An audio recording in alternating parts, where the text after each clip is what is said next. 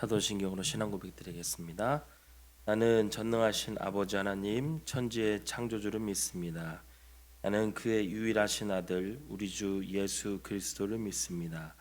그는 성령으로 잉태되어 동정녀 마리아에게서 나시고 본디오 빌라도에게 고난을 받아 십자가에 못 박혀 죽으시고 장사된 지 사흘 만에 죽은 자 가운데서 다시 살아나셨으며 하늘에 오르시어 전능하신 아버지 하나님 우편에 앉아 계시다가 저로부터 살아있는 자와 죽은 자를 심판하러 오십니다. 나는 성령을 믿으며 거룩한 공교회와 성도의 교제와 죄를 용서받는 것과 몸의 부활과 영생을 믿습니다. 아멘. 찬송가 310장입니다. 310장.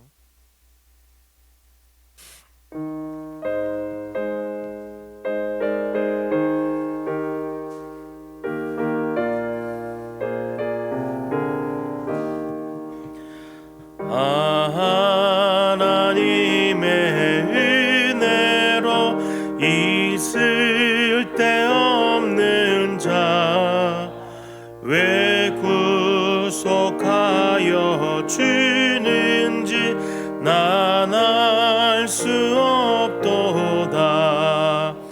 내가 믿고 또 의지함은 내 모든 형편 아시는 주님 늘 보호해 주실 것을 나는 확실히 아네.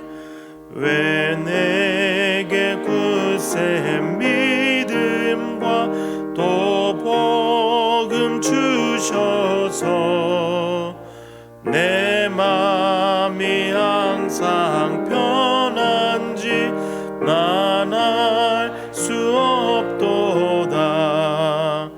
내가 믿고 또 의지함은 내 모든 형편 아시는 주님 늘 보호해 주실 것을 나는 확실히 아네.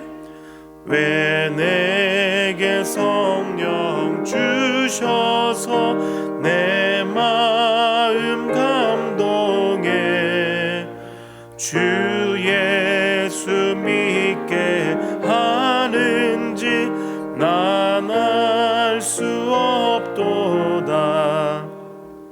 내가 믿고 또 의지함은 내 모든 형편 아시는 주님 늘 보호해 주실 것을 나는 확실히 아네. 주 언제 강림하실지 혹 밤에 혹 낮에 주님 만날 그것도 난 알 수 없도다. 내가 믿고 또 의지함은 내 모든 형편 아시는 주님 늘 보호해 주실 것을 나는 확실히 아네. 하나님의 말씀 사무엘상 26장 1절에서 12절까지의 말씀입니다. 사무엘상 26장 1절에서 12절까지의 말씀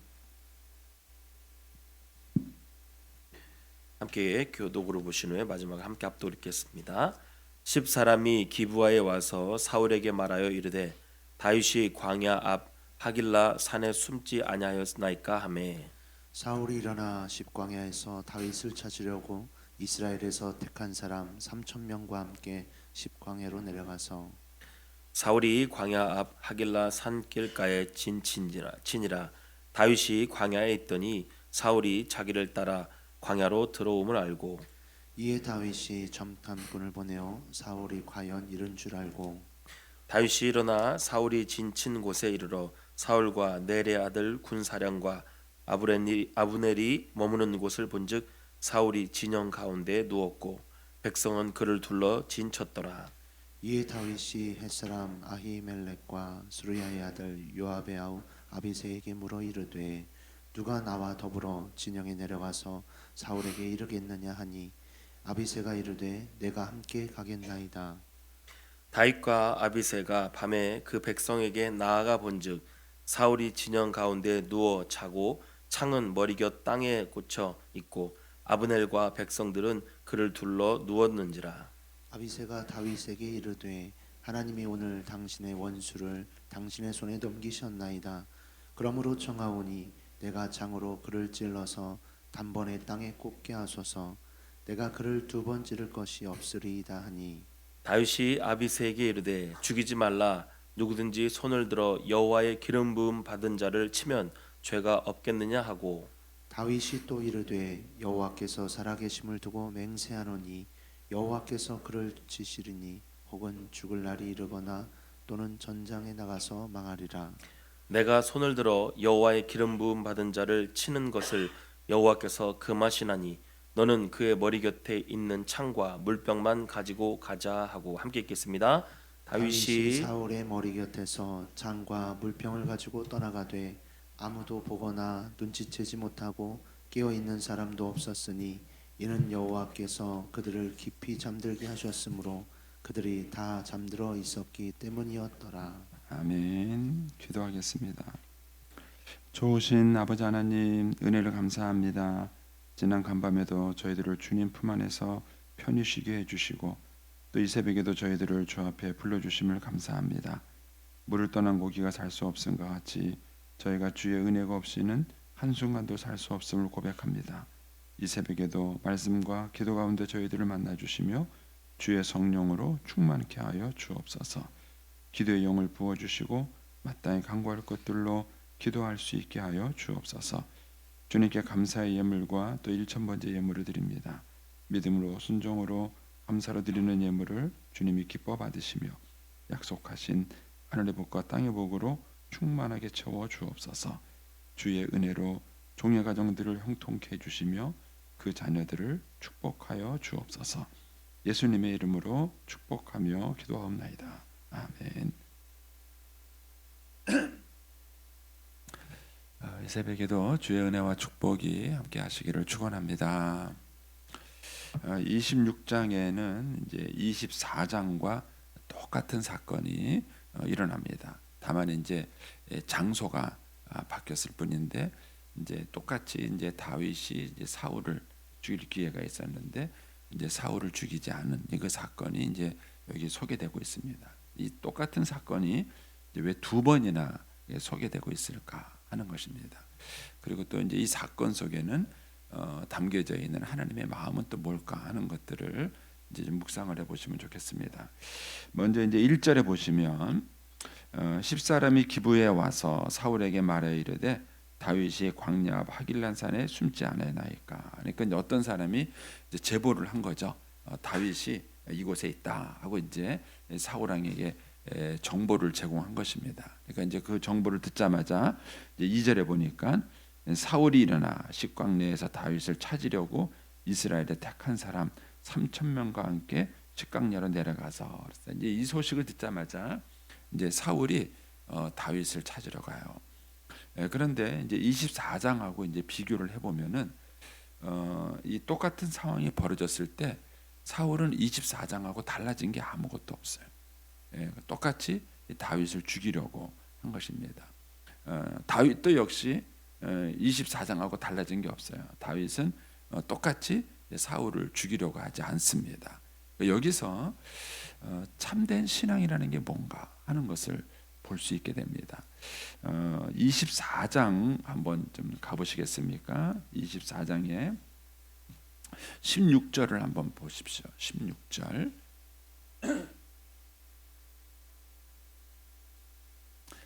24장에 이제 16절에 보시면 다윗이 사울에게 이같이 말하기를 마침에 사울이 이르되 내 아들 다윗이 이것이 내 목소리냐 하고 소리를 높여 울며 다윗에게 이르되 나는 너를 학대하되 너는 나를 선대하니 너는 나보다 의롭도다.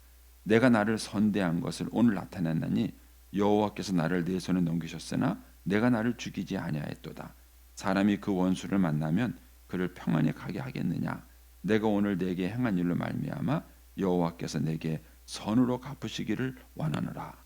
보라, 나는 내가 반드시 왕이 될 것을 알고 이스라엘 나라가 내 손에서 견고히 설 것을 아노니 그런즉 너는 내 후손을 끊지 아니하며 내 아버지 집에서 내 이름을 멸하지 아니할 것을 이제 여호와의 이름으로 내게 맹세하라. 이게 이제 사울이 지난번에 한 말이에요. 근데 만일 이 말이 사울이 진심이었다면은 26장에서 사울이 다윗을 쫓아오면 안 돼요. 죽이러 오면 안 돼요. 자기 목숨을 살려준 사람에 대한 그 은혜를 알고 정말 다윗이 나를 죽이려고 한 것이 아니구나. 내가 오해를 했구나. 이런 이제 생각을 정말 했다면은 사울이 다윗을 쫓아오면 안 됩니다. 근데 그때는 막 소리 높여 울면서 얘기했어요. 다윗아, 네가 맞다. 내가 틀렸다. 너는 선하다. 네가 나한테 사랑으로 대했는데 내가 너한테 악을 했구나. 내가 잘못했다. 이렇게 울면서 얘기를 했어요. 근데 지금은 그 마음이 싹 사라졌어요. 그리고 이 다윗을 죽이려고 쫓아와요. 그러면 지난번에 사울의 모습은 진심일까요? 가짜일까요? 예? 진심일까요? 지난번에 사울의 모습도 쇼는 아니에요. 예? 자기 목숨을 살려준 그 다윗에 대해서 고마운 마음으로 진심으로 눈물을 흘렸을 거예요. 쇼는 아니에요. 그런데 그 모습이 지금은 없어요. 여러분, 이것은 신앙이 아니에요. 한국 교회가 속고 있는 게 이거예요. 한국 교회가 우리가 이제 예배드리다가 은혜 받았어요. 눈물 콧물 막 쏟고 막 그래요. 그리고는 내가 그렇게 하지 않겠다 그러고 죄를 회개하고 집에 가서는 잘하겠다고 말을 해요. 시간이 지나니까는요, 옛 모습이 돌아와요. 진짜일까요? 가짜일까요? 여러분, 이렇게 신앙생활을 하면서 참 신앙이라는 게 뭔가를 자꾸 혼돈하는 거예요. 그럼 우리가 어떤 것들이 신앙적 행위가 되려 그러면은요, 지성과 감성과 의지가 합해야 돼요. 단순히 어떤 감정적인 감동만 가지고는 그걸 신앙이라고 할 수가 없는 거예요. 내가 어떤 감정, 만약에 이제 연인 사이로 말한다면 내가 누군가를 사랑한다고 느꼈어요. 그런데 그걸 내가 그 사람을 왜 사랑하는지, 뭐 때문에 내가 그 사람을 사랑하는지 그거에 대한 의식이 있어야 돼요. 근데 왜 사랑하는지 몰라. 그냥 좋아. 막 좋아하다가 어느 날 그 감정이 사라졌어. 갑자기 좋아했던 여자가 미워졌어. 그러면 이제 이혼하는 건가요? 그거는 신앙을 감정에 의존했기 때문입니다. 신앙은 감정도 있지만 지성이 있어야 돼요. 내가 저 사람을 왜 사랑하는지, 뭐 때문에 좋아하는지 거기에 대한 명확한 인식이 있어야 돼요. 그리고 의지가 있어요. 내가 이 사람을 사랑하겠다. 나는 평생 이 사람하고 함께 하겠다는 약속을 하는 거예요. 그리고 그 의지를 했으면은 약속을 지켜야 되는 거예요. 그 약속의 행위가 결혼식이에요. 근데 요즘은 사탄이 이 결혼식을 변질시켜서 이 결혼식의 가장 중요한 의미는 감정도 아니에요. 생각도 아니에요. 의지예요. 의지. 내가 평생을 이 여자에게, 내가 평생을 이 남자를 사랑하며 살겠다는 자기의 의지의 표현이에요. 그 의지는 지켜야 되는 거예요. 그런데 이것을 어떤 감동으로, 이벤트로 전락시켜 버렸어요. 의지가 사라져 버렸어요. 그러니까는 우리가 한때는 어떤 뜨거운 감정이 있었는지 모르겠지만 그 감정이 사라지고 나면 사람은 사랑이 사라졌다 생각하는 거예요. 그러면 신앙의 진정한 모습이라는 것은 지성과 감성과 의지가 있어야 되는 거예요. 다윗은 지난번에 사울을 죽일 기회가 왔었어요. 근데 죽이지 않았어요. 근데 그게 한순간의 감정이 아니에요. 다윗은 그의 마음과 생각과 의지가 합해진 선택이고 행동이었어요. 그러니까 지금에 와서 또 똑같은 상황이 벌어졌지만 다윗은 사울을 죽이지 않습니다. 왜냐하면 지난번에 했던 것이 어떤 순간적인 감동으로 한 게 아니에요. 순간적인 감정을 한 것이 아니라 감정과 생각과 의지가 합해진 자기의 선택이었던 거예요. 그러니까 시간이 지나고 다른 상황이 왔을 때에도 다윗은 똑같은 선택을 하고 똑같은 반응을 보인 것입니다. 그러니까 저와 여러분이 우리가 신앙생활하면서 가져야 될 게 그거예요. 부흥사들이 아주 잘못 가르쳐 놓은 것이 그거예요. 여러분들이 신앙생활하면서 이 개교에서 목회하는 목회자가 얼마나 중요한가를 여러분들이 잘 모르시는 경우가 많아요. 부흥사들은 한순간에 와서 사람의 감정을 막 이렇게 지켜볼래요. 그게 틀렸다는 게 아니에요. 제 얘기를 오해하시면 뭐죠? O 아니면 X다 이렇게 극단적으로 보시면 안 돼요. 그러니까 부흥회가 가지고 있는 축복이 있어요. 그런데 문제는 부흥사들 가운데는 신실하지 못한 분들도 섞여 있다는 거예요. 그러니까는 성도들의 마음을 감동시키고 자극시키고 막 그래. 어떤 부흥사는요, 그 부흥사가 가면요, 교회가 이렇게 헌금을 많이 안 돼. 부흥회가 끝나고 나면. 그래서 이런 얘기 좀 미안하지만 목사님들 사이에 알려져 있어요. 교회가 무슨 건축을 한다든지 뭐 하면은 그 양반을 모시라고. 그 양반을 모시고 나면은 교인들이 막 감동받아서 헌금 많이 안 되는 거예요. 근데 그분이 그러고 다녀가고 나면요, 교회가 반드시 후유증이 생겨요. 예? 교인들이 막 작정시키고 막 그래서 헌금 많이 했는지 모르겠지만 그게 그 분위기에 순간적 감동으로 시켜놓은 거예요. 성도들이 진짜 결단하고 헌신하고 감동을 해서 내가 하나님의 나라를 위해서 이렇게 정말 헌신하겠다 이런 마음을 가지고 헌신을 해야 헌금도 하고 축복도 받고 은혜도 되는 건데, 그게 부흥의 어떤 그런 순간적인 감동과 그런 감흥에 그냥 반응을 해버려요. 나중에 정신 차려보니까는 내가 미친 짓을 한 거예요. 내가 이게 정신없는 거예요. 그러니까 후유증이 생기는 거예요. 여러분, 이런 것은 건강한 신앙의 지도가 아니에요. 건강한 신앙을 지도하는 모습들이 아니에요. 그래서 오늘 이 24장과 26장을 여러분들이 비교하면서 사울과 다윗의 모습을 비교해 보면 어떤 모습이 건강한 신앙생활의 모습인가 하는 거예요. 그러니까 사울은 지난번에 막 울고불고 막 그랬어요. 네가 옳다, 다윗아 네가 맞다, 네가 선하고 나는 악하다, 그렇게 시컷 말을 해놓고는 지금에 와서 언제 그랬냐는 듯이 또 군대를 몰고 와서 다윗을 죽이려고 하는 거예요. 그런데 다윗은 그때나 지금이나 변함이 없습니다. 저와 여러분이 참 신앙의 모습을 되려고 한다면 그것이 지성적으로, 감성적으로, 의지적으로 조화를 이루어야 돼. 단순한 어느 한 부분만이 돼서는 안 되고 지성과 감성과 의지가 조화를 이루어서 그것이 우리의 삶의 열매로 나타나야 그것이 건강한 신앙의 모습이다 하는 것을 알 수 있습니다. 자, 이제 여기서 이렇게 쫓아왔는데 지난번 사건과 이번 사건이 다른 점이 하나가 있습니다. 지난번 사건은 우연히 일어난 거예요. 다윗이 막 도망가다가 동굴에 숨었는데 거기에 사울이 어떻게 뒤를 보러 들어온 거예요. 우연히 일어난 사건이에요. 근데 이번 사건은 의도적으로 다윗이 의지를 가지고 한 사건이에요. 자, 그래서 이제 4절을 보십시오. 이게 참 재밌습니다. 첩보전이라는 게요, 서로 첩보전을 하는 거예요.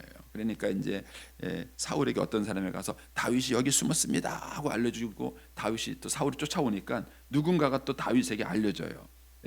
뭡니까? 3절 사울이 광야와 하길의 산의 길가에 진친지라 다윗이 광야에 있더니 사울이 자기를 따라 광야로 들어왔음을 알고, 다윗도 첩보를 입수한 거예요. 사울이 날 잡으러 왔네 하고 첩보를 입수한 거예요. 그리고 난 다음에 4절에 가면은 이에 다윗이 정탐꾼을 보내어 사울이 과연 왔는지 안 왔는지를 확인을 해요.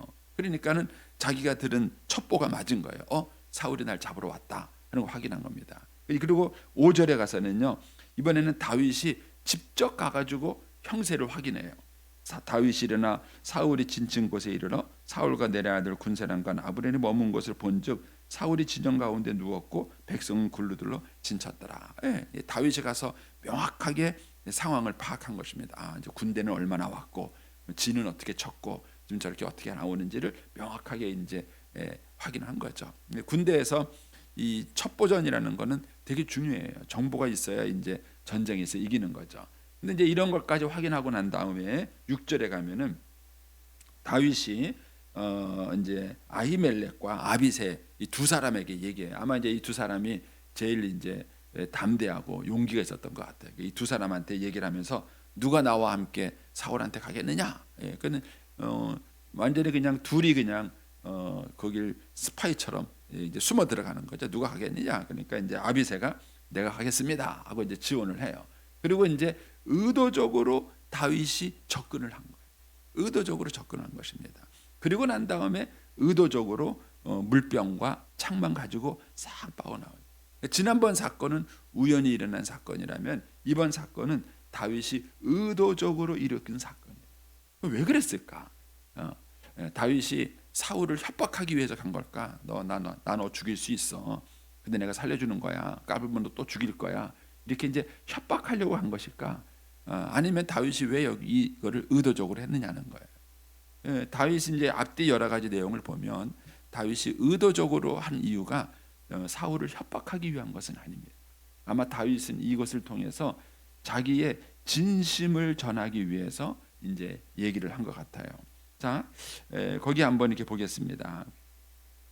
우리가 이제 19절 말씀을 한번 보세요. 내일 볼 말씀인데 19절 말씀에 보시면 다윗이 이제 그 창과 물병을 갖고 오고 난 다음에 하는 얘기예요. 뭐라고 이렇게 말합니다. 원하건대 내 주 왕은 이제 종의 말을 들으소서. 만일 왕을 충동시켜 나를 해하려 하는 이가 여호와시면, 만약에 하나님이 정말 나를 해하려 하는 거라면 내가 기꺼이 죽겠습니다. 이런 얘기예요. 그런데 만일 사람들이면 그들이 여호와 앞에 저주를 받을 것입니다. 그러니까 이 얘기를 보면은 사울 주변에서 다윗을 시기하는 사람들이 있었다는 거예요. 24장에 가면은 조금 더 확실합니다. 24장 가셔서 9절을 한번 보세요. 9절에 보시면 거기 그런 말씀이 있습니다. 24장 9절에 가면 다윗이 사울에게 이르되 보소서, 다윗이 왕을 해하려 한다고 하는 사람들의 말. 그러니까는 이 사울 왕의 주변에는 다윗을 시기하는 사람이 있었던 거예요. 그러니까 사울만 다윗을 죽이려고 한 게 아니에요. 사울만 다윗을 죽이려 한 게 아니라 사울이 물론 부족해서 다윗을 시기했어요. 네가 만만이고 난 천천히냐? 그러면 네가 나를 해맑게 게 왕위밖에 더 있겠느냐? 이러면서 사울이 다윗을 시기한 건 맞아요. 그러나 사울의 주변에도 악한 사람이 있었던 거예요. 다윗을 시기하고 다윗이 잘 나가는 거에 대해서 그런 게 질투하는 그런 사람들이 있었던 것입니다. 그런 사람들이 자꾸 사울을 충동질하는 거예요. 가만 내버려두면 안 됩니다. 이러면 이제 다윗이 당신을 해할 것입니다. 그 막 이런 식으로 자꾸 이제 이간질하는 사람들이 있었던 것이죠. 이제 이런 사람들에 대해서 다윗이 자기의 진심을 보여주고 싶었던 거예요. 왕이요, 내가 왕을 해하려는 것이 아닙니다. 누가 왕을 해하려고 한다면 그거는 거짓말입니다. 그러니까 그 사람들의 말이 거짓말이고 자기의 진심을 보여주기 위해서 의도적으로 다윗이 이 일을 한 거예요. 의도적으로 왕에게 접근해서 왕을 죽일 수 있는 기회를 갖고 있었지만은 죽이지 않은 겁니다. 그리고는 이제 돌아와서 그걸 말한 거예요. 왕이시여, 내 당신을 죽일 수 있었습니다. 내가 죽이지 않았습니다. 그거는 내가 당신을 죽이려고 말한다는 그 사람들의 말이 거짓말입니다. 왜 그 사람들의 말을 따르십니까? 이렇게 말하면서 다윗이 자기의 진심을 전달하려고 하는 것입니다. 여러분, 갈등 상황에서 그럴 수 있을까요? 상대방이 나를 오해하고 비난하고 나를 욕하고 다니고 막 그러는데, 그럼에도 불구하고 여러분이 그 사람에게 여러분의 마음을 놓을 수 있을까요? 그 목회를 정치라고 생각하시는 분들이 있어요. 그래가지고 저도 이제 선배들한테 뭐 여러 가지 이제 목회를 배우잖아요. 배우는데 그런 분이 있어요. 그래서 그런 분들은요, 무슨 얘기를 할 때 자기 패를 다 안 보인대요. 뭔 소리인지 모르겠어요. 상대방하고 얘기할 때 자기 패를 다 안 보인다는 거예요. 상대방이 무슨 패를 가지고 있나 이렇게 보고, 그리고 난 다음에 그걸 보면서 자기 패를 보인다는 거예요. 전 모르겠습니다. 저는 잘 여지를 잘 안 맞지 않아서. 근데 그러니까 자꾸 오해가 생기는 거예요. 상대방이 무슨 얘기를 하면은 이게 진심인가? 이 사람이 이 얘기 말고 뭐 또 다른 얘기를 하려고 하는 건가? 뭔가 이게. 특히 정치인들은 너무 숨기는 패가 많아요. 도대체 저 사람이 뭔 얘기를 하려고 하는 건지, 진심이 뭔지를 모를 때가 많아요. 그러나 예수 믿는 사람은 투명하게 사는 게 좋습니다. 투명하게 사는 게 좋습니다. 저는 그래서 패를 다 보여줘요. 내가 뭘 갖고 있다고 패를 다 보여줘요. 예. 그래도 의심하는 사람이 있더라고요. 그래도 저 뭔가 숨겨놓은 패가 또 있을 거다. 저게 전부가 아닐 거다. 이게 생각하는 사람이 그래도 있더라고요. 여러분, 그래서 세상에서는 복잡한 게 많아요. 여러분, 그래도 중요한 것이 뭐냐면은 신자는 이 다윗처럼 이런 갈등과 오해되는 상황에서도 자신의 진심을 보여줄 수 있으셔요. 여러분들이 가족 관계에서든 또는 이제 뭐 친구 관계에서든 회사에서든 우리는 많은 갈등이 생겨요. 우리 어머님이, 제가 이제 그 얘기를 했잖아요. 우리 어머님이 제 아내가 처음 시집 올 때 그랬대요. 이쁘다 그러면서 이제 너는 이제 딸이라고 그랬대. 딸. 우리 아내는 또 순진하게 또 믿었어요. 자기를 딸이라고 받아주니까 우리 어머니도 그렇게 해주는가 보다 그러는데 얼마나 혹독하게 시집살 시키는지. 나중에 이제 80이 넘으셔서 얘기하신 거예요. 우리 어머님이 80이 넘으셔서 저한테 얘기하시더라고요.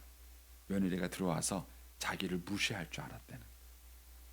이 여자가, 이 젊은 것이 들어와서 이 늙은 나를 무시하지 않나. 그래서 이 젊은 것한테 내가 무시당하지 않으려고 우리 어머님이 기선제압을 한 거예요. 그래가지고 이제 제 아내를 시집살이 시킨 거죠. 예. 근데 이제 제 아내가 너무 이제 상처를 많이 받은 거예요. 우리 어머님한테. 예. 자기는 이제 어머님 말을 그대로 믿고 따라갔는데 어머님한테 상처를 많이 받은 거죠. 여러분, 우리가 사람의 관계 속에서 그런 일들이 많이 생기는 거예요. 그러니까는 상대방에 대해서 자꾸 복선을 까는 거예요. 복선을 깔고 그 상대방을 추리하고, 그래 시자 붙은 것들은 다 똑같아. 다 똑같습니까? 예? 그럼 그것도 선입관념이에요. 시자 붙은 건 시금치도 안 먹는다고. 예. 그런 거 아니에요. 여러분, 세상 사람들은 그런 이제 오해와 편견들을 많이 갖는 거예요. 그러니까 사울과 다윗 사이에도 이거를 이간질하는 사람들이 있었어요. 그리고 이 사이에 편견을 갖게 하는 사람들이 있었던 것입니다. 근데 다윗은 목숨을 걸고 진심을 전달한 거예요. 목숨을 걸고 들어간 거예요. 목숨을 걸고 들어가서 그거 잘못 박았다면 죽는 거죠. 근데 목숨을 걸고 들어가서 거기서 물병을 갖고 나오면서도 다윗은 사울에게 자기의 진심을 전달한 것입니다. 나는 당신을 사랑합니다. 난 당신을 죽일 의도가 없습니다. 나에 대해서 말하는 것은 그것은 비방이고 이간질인 것입니다. 그래서 신자가 세상 사람들과의 관계를 맺으며 살아갈 때 중요한 것은 뭐냐면은 우리들의 진심을 상대방에게 전달을 해야 돼요. 때로는 그것은 목숨을 걸 만큼 위험한 거예요. 목숨을 걸 만큼 위험한 것입니다. 그러나 이것을 여러분들이 하나님의 은혜로 잘 감당하고 나면은 그 사람에 대한 이미지가 있어요. 저 사람은 진실한 사람이야. 저 사람은 겉과 속이 다른 사람이 아니야. 저 사람은 정말 솔직한 사람이야. 여러분들도 지금까지 인생을 많이 사셨기 때문에 주변 사람을 보시면서 갖고 있는 이미지가 있을 거예요. 저 사람은 쟤는 믿으면 안 돼. 쟤는 막 앞에서 저렇게 말해도 쟤는 믿으면 안 돼. 이런 이미지를 줄 수도 있어요. 신자가 세상 속에 살아갈 때 진심을 전달하는 것은 쉽지 않다. 그리고 그 진심을 전달하기 위해서는 때로는 목숨을 걸을 만한 위험이 있을 수도 있어요. 근데 다윗이 이렇게 한 그 배경 속에는 하나님에 대한 믿음이 있었기 때문에 그래요. 자, 8절로 가보겠습니다. 거기 가면 이제 아비새가 이런 얘기를 해요. 하나님이 오늘 당신의 원수를 당신의 손에 맡기셨다. 그러므로 이제 청하노니 나에게 허락을 하라. 그러니까 지난번에는 다윗이 죽이려고 해도 못 죽였잖아요. 그런데 아비새가 그걸 아는 거예요. 다윗은 사울을 죽이지 못한다. 이걸 자기가 아는 거예요. 그러니까 이번에는 얘기한 거예요. 나한테 명령만 내려라. 내가 죽이겠다. 당신 손에 피를 묻힐 필요가 없다. 내가 하겠다. 이런 거예요. 근데 다윗이 그걸 막아요. 안 된다. 이렇게 말을 하면서 이제 9절에 이렇게 얘기합니다. 다윗이 아비새에게 이르되 죽이지 말라. 근데 이게 원어상의 의미를 보면은요, 이게 명령형이 아니라 설명형이에요. 설명형. 이것은 뭘 의미하느냐면은 다윗이 아비새에게 내가 왜 사울을 죽이지 않는지를 설득을 한 거예요. 그러니까 상사로서 부하에게 명령한 것이 아니라 다르게 표현하면 비전을 나눈 거예요. 내가 왜 이렇게 살아가는지, 내가 왜 이런 선택을 하는지에 대해서 설명을 해주는 겁니다. 그러면서 이렇게 말을 하는 거예요. 죽이지 말라. 누구든지 손을 들어 여호와의 기름 부음 받은 자를 치면 죄가 없겠느냐. 이거는 하나님의 선택한 사람을 죽이는 것은 죄다. 여러분들에게 이런 믿음이 있으세요? 예, 부모는 하나님이 세우신 분이다. 남편과 아내는 하나님이 짝지어준 사람이다. 이 믿음이 있느냐는 거예요. 이 믿음이 있으면 모든 상황을 대하는 게 달라야 돼요. 근데 우리에게 이 믿음이 흔들리는 거예요. 믿음이 흔들리는 거예요. 여러분, 하나님께서 우리에게 명령을 주실 때는 그 명령은 절대로 무거운 명령이야. 저는 그걸 믿었어요. 내 부모를 공경하라. 그러면 내가 땅에서 잘 되고 장수하라. 저는 그걸 믿었어요. 그래서 제가 어머님을 모실 수 있는 형편이 됐느냐 안 됐느냐는 물어본 적도 없고 생각해 본 적도 없어요. 당연히 어머님은 내가 모신다. 당연히 어머님은 내가 한다. 그래서 하는 거예요. 실제 시간을 지나 보니까는요, 하나님께서 감당할 수 있게 해주셨고요, 또 감당할 수 있는 형편도 주셨고요, 또 축복도 주셨어요. 우리가 하나님이 주신 이 권위와 상황을 인정하느냐는 거예요. 다윗은 이거를 철저하게 믿었어요. 여호와의 기름 부음 받은 자를 사람이 건드리면 안 된다. 이거를 다윗은 철저하게 믿은 거예요. 그러면서 이렇게 말합니다.